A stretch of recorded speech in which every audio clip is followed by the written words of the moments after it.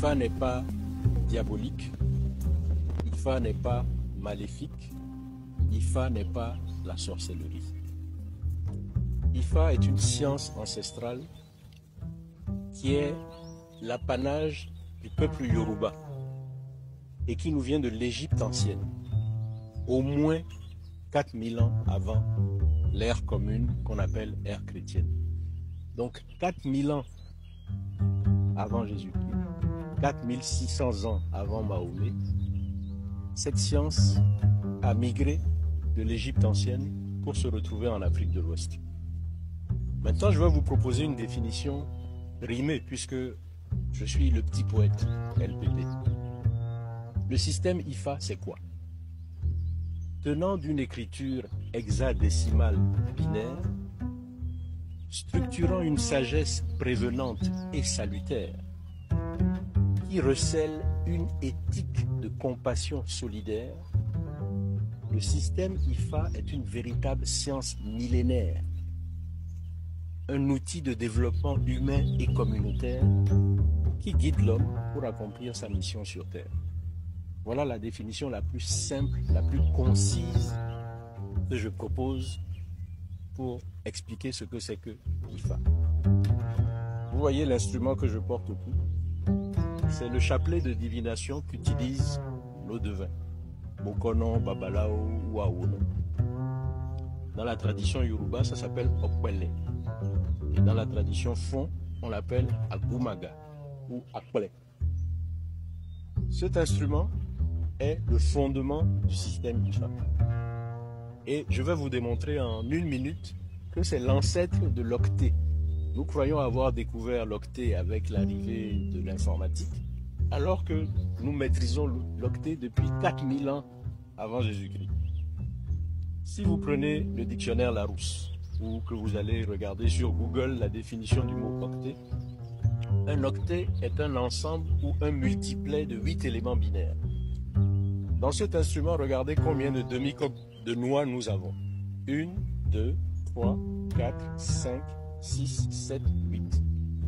Et chaque demi-coque de noix, si on la jette sur un support rigide, elle présente ou une face creuse, ou une face convexe. N'est-ce pas un élément binaire? Creux, convexe, comme une pièce de monnaie, pile ou face. 8 éléments binaires, voilà l'octet. Mais nous ne savons pas que nous sommes détenteurs de l'octet avant même que les Occidentaux ne conçoivent le binaire, puisque la logique binaire n'a été théorisée en mathématiques qu'au milieu du 19e siècle, vers 1852-53, par l'algèbre de Boole, qui annonce l'émergence de l'informatique un siècle plus tard, au milieu du XXe siècle. 4000 ans avant Jésus-Christ, nous maîtrisions le binaire. Mais nous ne le savons pas, puisqu'on ne nous enseigne pas ça à l'école. Moi, je n'ai pas appris ça à l'école. De la maternelle jusqu'à l'université, on ne m'a jamais appris que mes ancêtres étaient détenteurs du binaire.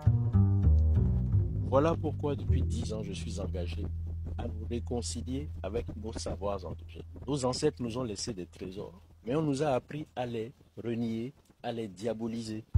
Et nous croyons que tout le savoir vient de l'Occident. La science universelle reconnaît l'Afrique comme le berceau de l'humanité. Donc les premières créatures de Dieu, Dieu va leur cacher sa parole de vérité et puis va la révéler aux Hébreux, aux Arabes, aux Grecs, aux Latins, aux Indiens, aux Chinois. Et il ne va pas la révéler à nous. Nous sommes détenteurs de la spiritualité, de la science, de la pensée, de la civilisation. Mais les vicissitudes de l'histoire ont réussi, à travers l'esclavage, la colonisation, à nous convaincre que nous étions des sous-hommes ou des hommes inférieurs. Et au fil des siècles, nous avons fini par y croire. Mais c'est archi faux. Voilà, je viens de vous démontrer en 1 minute que nous sommes détenteurs de l'octet avant que les autres n'inventent le mot. Voilà un octet. Eh bien, cet instrument, c'est mathématique. 2 puissance 8 égale 256. Quand on le jette, offre 256 configurations possibles. Ces 256 configurations correspondent aux idéogrammes d'IFA, et qui sont la base commune de 3 sciences. Donc imaginez que les 256 idéogrammes, je les enferme dans mon poing, comme une sacoche. Ils sont la base de 3 sciences: la sagesse, la divination et la pharmacopée. La sagesse relève de la dimension exotérique. C'est un accès libre, tout le monde peut y avoir accès. Mais la divination et la pharmacopée relèvent de la dimension ésotérique et initiatique. Il faut aller à l'initiation. Donc, je vous décris le système et maintenant nous allons naviguer dans la sagesse. J'ai sélectionné un échantillon de 16 enseignements tirés de cette sagesse-là, de la sagesse d'Ifa, que je poétise. Je synthétise en vers pour que ce soit facile à mémoriser. Et je vais vous donner quelques exemples.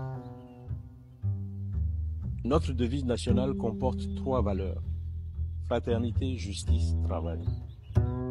Pour illustrer le travail, j'ai pris un enseignement du Fa qui découle de l'idéogramme Lososa, qui est la combinaison du 5e et du 10e pictogramme de l'alphabet d'Ifa qui en comporte 16.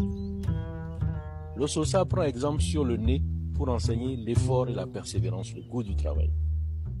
Vous savez comme moi que nous avons 5 sens: l'ouïe, la vue, l'odorat, le goût et le toucher, qui sont symbolisés par des organes externes que nous voyons: les oreilles, les yeux, le nez, la bouche et les mains. Quand vous dormez, perspective, vous avez 4 organes qui dorment, mais un qui est toujours à la tâche. Le nez, parce que le jour où il s'arrête de travailler, c'est le tombeau. Eh bien, nos ancêtres, dans leur génie biomimétique, ont pris exemple sur le nez pour enseigner effort et persévérance. Et voici le poème qui en découle. De tous les organes servant les sens, le nez seul est interdit de somnolence. Le salut et le réconfort sont au bout de l'effort. Investi d'un rôle vital comme l'appendice olfactif, on est condamné à rester vigilant et toujours actif. Le salut et le réconfort sont au bout de l'effort. Puisque notre destin est d'être travailleurs, que persévérer ne nous fasse jamais peur, car c'est à l'épreuve salutaire du labeur qu'on accède au véritable bonheur. Le salut et le réconfort sont au bout de l'effort. Je vais vous donner un deuxième exemple. Celui-là, je le considère comme le plus beau des poèmes que j'ai composés en m'inspirant de la sagesse d'Ifa. C'est l'humilité. Là, nos ancêtres ont pris exemple sur l'océan pour enseigner l'humilité. Imaginez, perspective, que nous soyons tous les deux à la plage, face à la mer, à l'endroit où les vagues se transforment en écume. Et nous assistons au flux et au reflux de la mer. Vous connaissez la puissance dévastatrice de la mer. En cas de tsunami, elle nous prend comme des cailloux, elle nous projette contre le mur, et c'est notre cadavre qu'elle va entraîner sur des centaines de mètres. Mais malgré cette force destructrice, elle est capable de venir se prosterner à nos pieds, comme pour nous vénérer. Voilà l'exemple que nos ancêtres ont pris pour enseigner humilité, vertu des puissants. L'océan, fort de sa toute-puissance et de son impressionnante immensité, qui virevolte, gronde, déferle avec violence pour venir s'incliner à tes pieds avec humilité, te prouve qu'en dépit de ton insignifiance, il respecte en toi une part de divinité. Quelle que soit ta force, agis pour la paix avec tempérance. Humain, homme ou femme, qui que tu sois, avec conscience, pratique l'équité. Voilà comment j'extrais les enseignements de notre sagesse ancestrale et que je les propose sous forme poétique.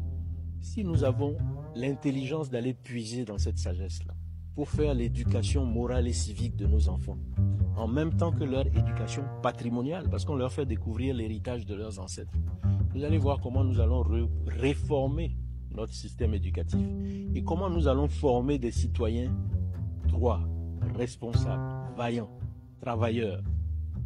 Voilà un peu ce que je peux vous dire en quelques mots de la sagesse d'Ifa.